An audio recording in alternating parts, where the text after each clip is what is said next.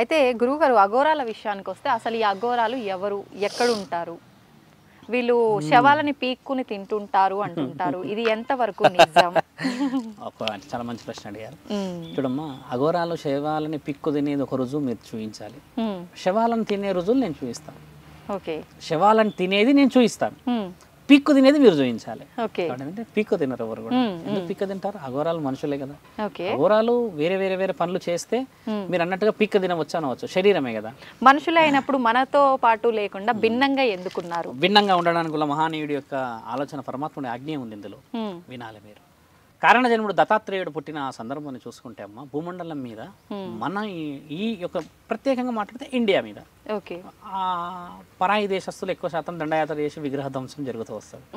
ఇంకేదో విషయాలకు వస్తే మన దగ్గర విగ్రహాలు, నగలు, తర్వాత ఇంకేదైనా వస్తువులు, వీటికంటే విలువైనది ఏమున్నది మీకు తెలిసి భారతదేశంలో? బాగా కొంచెం ఆలోచించాలి, స్త్రీ కాబట్టి మీకు ఇది పరీక్ష.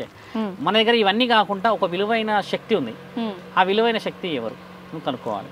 బంగారం, విలువలు, విగ్రహాలు, వస్తువులు, ఇవన్నీ నగలు, నట్రాలు, ఇవన్నీ కాకుండా ఒక విలువైనది ఉంది మన దగ్గర. బాగా కాదు, ఇవన్నీ బంగారం, నగలు, దేవుళ్ళు అంటే అదే వస్తుంది కదా.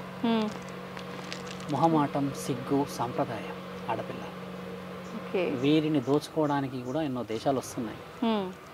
అర్థమైందా నేను చెప్పిన ప్రశ్న? విచ్చలవిడితనం మన దగ్గర లేదు. దీన్ని కూడా కొల్లగొట్టి దోచుకుపోయి మానవభంగాలు చేసిన సందర్భాలు చాలా చూసాం చరిత్రలో. అలాంటి సందర్భాన్ని తీసుకుంటే దత్తాత్రేయుడు కారణజన్ముడు పుట్టినప్పుడు కూడా ఇలాంటి విషయాలే జరిగినాయి.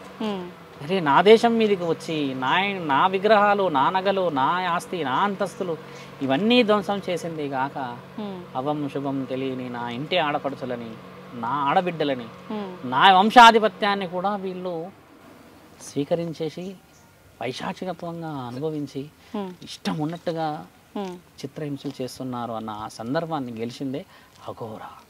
ఏం చేశాడు, ఎలా చేయాలి? దత్తాత్రేయుడికి ఆలోచన, నేను వాళ్ళని ఎదుర్కోలేకపోతున్నా, గుర్రాల మీద పెద్ద పెద్ద కత్తులు పట్టుకొని వస్తున్నారుగా అని ప్రకటన ఇచ్చాడు. భూమండలం మొత్తం విలువైన వాళ్ళు, దైవాధీనంలో ఉన్న ధర్మ కార్యకర్తలు ఉన్నవాళ్ళు, సమాజం కోసమే ప్రాణం కూడా ఆలోచించని వాళ్ళు కావాలి.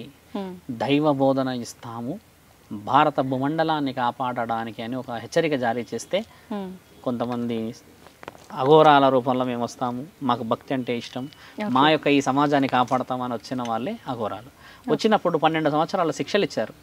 ఎలా శిక్షలు ఇచ్చారంటే అమ్మ, కఠోరమైన శిక్షలు. ఆకలి మరవాలి, ఒకటి మనసు చావాలి, వేరే వాళ్ళ మీద ఉండదు. వ్యామోహం, శారీరక కోరికలు చావాలి, దేహం మీద ఆశ ఉండకూడదు. న్యాయం ధర్మం అనేదే ఉండాలి. ఇలా ఎన్ని శిక్షలు 12 సంవత్సరాలు నేర్పించిన విద్యార్హతని పొందిన వాళ్ళే నువ్వు అన్న అఘోరాలు. దండయాత్ర జరిగింది ఇక మళ్ళీ 12 సంవత్సరాల తర్వాత. ఆ దండయాత్రని ఆపిన మహానీయులే అమ్మ నాగసాధవులు. హరహర మహాదేవ్ అని చెప్పేసి త్రిశూలాలు పట్టుకొని వెళ్ళి వీరోచితంగా పోరాడి భూమండలాన్ని కాపాడి, అదేంది వీరు ఒక రకంగా వస్తున్నారు మనుషులు, హరహర మహాదేవ్ అన్న ఆ శబ్దం ఏంది, మరణగండం లాగుంది అని చెప్పి కొన్ని 10,000 మందిని వెనక్కి పంపించి భూమండలాన్ని కాపాడిన వాళ్ళే షార్ప్ వెపన్స్ అఘోరాలు. మీరు అన్న రియల్ అఘోరాలు శవాలని పిక్క తినలేదు. ఒక శరీరాన్ని ఎందుకు తిన్నారంటే, if you suffer with any disease, మన ఆర్గాన్స్లో మనం తింటాం ఆహారం రూపంలో. బోన్స్ అంటే విటమిన్, హెయిర్ లాస్ అంటే ఇంకేదో ఒమేగా ఫ్యాటీ యాసిడ్స్ అను, ఫిష్ ఆయిల్ అని తింటూ ఉంటాం. ఇంకేదన్నా ఉంటే సంథింగ్ మనం చూస్తూ ఉంటాం కదా. ఇన్ని వనమూలికల సముదాయం ఒక శరీరం. ఒక యుద్ధ సమయం ఎన్ని రోజులైనా జరగవచ్చు, కొండ ప్రాంతాల్లో జరగవచ్చు, వర్షాలు రావచ్చు, ఇంకేదైనా జరగవచ్చు. అలాంటప్పుడు పరమాత్ముడు ఇచ్చిన ఆజ్ఞ ఏంటంటే అమ్మ, వృధాగా పోతున్న శరీరం మట్టిలోనే కలుస్తుంది కదా. ఎన్నో వనమూలికల సముదాయం, దాన్ని తింటే మీకు 24 గంటలు ఆకలి కాదు, 24 రోజుల వరకు మీరు ఉండవచ్చు. బాగా నా ప్రశ్నలో జవాబు మీరు లోతుగా చూడండి. ఓసారి ఒక అఘోర మీరన్నా అదే ఒక శరీరాన్ని తింటే 24 రోజుల వరకు మళ్ళీ తినడు అన్నం. పొద్దున 3 పూటలు మీరు అన్నట్టుగా తినే ఈ మటన్ చికెన్లు తింటారు కదా ఇప్పుడు, అలా తినేది కాదు అఘోరతత్వం. ఒక్కసారి తింటారు 200 గ్రాములు, అది 24 రోజుల తర్వాతే ఆకలి అవుతుంది. ఏం చేస్తారు గురువు గారు అని అనవచ్చు మీరు. వాళ్ళు ఆ 24 రోజులు భగవంతుడి స్మరణలోనే ఇలానే కూర్చొని ఉంటారు. అఘోరాల్లో చూసారుగా త్రిశూలం పట్టుకొని. మళ్ళీ ఆకలి కాదు, ఎలాంటి కోరికలు ఇంకా శరీరంలోకి రావు. ఎందుకంటే వీళ్ళకి పరస్త్రీ మీద ఉన్న నరాన్ని కట్ చేసేస్తారు ఈ 12 సంవత్సరాల శిక్షలో. అన్నీ అయిపోతాయి కదా. 12 మీరన్న ఆ 12 సంవత్సరాల్లో ఆకలిని గెలిచారు కదమ్మా. గెలిచిన నువ్వు అడిగిన ప్రశ్నకి పీక్క తినడానికి తేడా వచ్చేసింది కదా. ఇప్పుడు ముందే వాళ్ళకి అన్నిటినీ తట్టుకునే శక్తి వాళ్ళ బాడీకి శిక్షణ ఇచ్చిన తర్వాత మళ్ళీ వాళ్ళ ఆకలి తట్టుకోవడం కోసం మాంసం తినడం ఎందుకని గురువు? యుద్ధాలు చేయట్లేరా మరి? యుద్ధం పోయినప్పుడు మరి అన్ని తీసుకొని వెళ్తారా?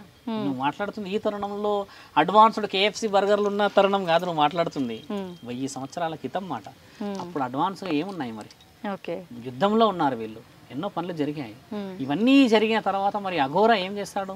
ప్రతి ఇంటికి వెళ్ళి భిక్షాటన చేసి అన్నం తినాలి వాళ్ళు. మీరు అన్నట్టుగా వాళ్ళు ఒక ఇంటికి వెళ్ళి భవతి భిక్షాందేహి అని 7 కడపలు మాత్రమే అడిగే అర్హత ఉంది భూమండలంలో. ఎవరి ఇంటికి వెళ్ళి వాళ్ళ దగ్గర పోయి అడుక్కుని తినే అర్హత లేదు తల్లి. అందుకని వాళ్ళు ఏమి చేశారు? రక్షణ కవచంలాగా ఉపయోగించారు. రక్షణ కవచంలానే తింటూ వారసత్వంలాగా ఆస్తిని తీసుకొని ఈ రోజు వాళ్ళు శివుడిని కొలిసే తరుణానికి వెళ్ళారు కదా. మరి ఆ తరుణాన్ని మీరు అన్నట్టుగా ఇంత అడ్వాన్స్డ్ టెక్నాలజీ గురించి నన్ను అడగలేవు ప్రశ్న. అఘోరా అనేవాడు 100 సంవత్సరాల క్రితమే ఆ చరిత్రకు సంబంధించి పోయారు. నేనన్న యుద్ధం జరిగింది కూడా భూమండలం మీద గోకులం, ద్వారకా నగరం ఈ 100 సంవత్సరాల క్రితం కూడా జరిగింది. మీరు సెర్చ్ చేసుకోవచ్చు యూట్యూబ్లో. ధర్మ సత్యాలు ఇవన్నీ. అప్పుడు కూడా కాపాడింది నాగసాధువులు, అఘోరాలే. వాళ్ళు కాపాడడం చేత ఇప్పుడు ఆర్మీ, ప్రొటెక్షన్స్, స్పెషల్ డిఫెన్సెస్ వచ్చారు కదా, వీళ్ళ దగ్గర నుంచి వచ్చినాయి ఇవన్నీ. మన సొసైటీ రక్షణకు వచ్చారు కదా వీళ్ళంతా. ఇప్పుడు అఘోరాల పని తగ్గింది. ఇప్పటికి కూడా కొన్ని సందర్భాలలో ఏదో ధర్మ కార్యక్రమాలకు పూజలకు వచ్చిపోతుంటాం, చూస్తూ ఉంటాం. వాళ్ళ పని వివరాలు తగ్గాయి తల్లి. ఒకప్పుడు వీళ్ళు కాపాడారు. మీరు అన్న అఘోరాలు, నాగసాధువులు పిక్క తినరు, వాళ్ళు దాన్ని దైవ ప్రసాదంగా స్వీకరిస్తారు. ఆ పిక్క తినడం అనే మాట వినడానికే ఎక్కడికో పోయింది. అలా ఎలా అంటారు? అఘోరాలు అంటే ఎవరమ్మా? శివ స్వరూపాల తల్లి. శివుడిని కొలిసే వాళ్ళు చూస్తాం కదా. మీరు అన్నట్టు తప్పు చేసిన వాళ్ళు వేషధారణలో ఉన్నవాళ్ళు అక్కడ చూస్తాం. కొంతమంది మోసం చేశారంట, ఆడపల్లని వశపరుచుకున్నారంట. ఇవన్నీ ఇది చెడుగా పోయే మనుషులు నిజమైన అఘోరాలు కాదు. నిజమైన అఘోర పరమాత్ముడి ఆజ్ఞలో మంచకొండల్లో కళ్ళు మూసుకొని ఉంటాడు కదా. ఆయన పరమాత్ముడితో శరీరాన్ని అప్పచెప్పేస్తాడు ఆయన. అది విషయం.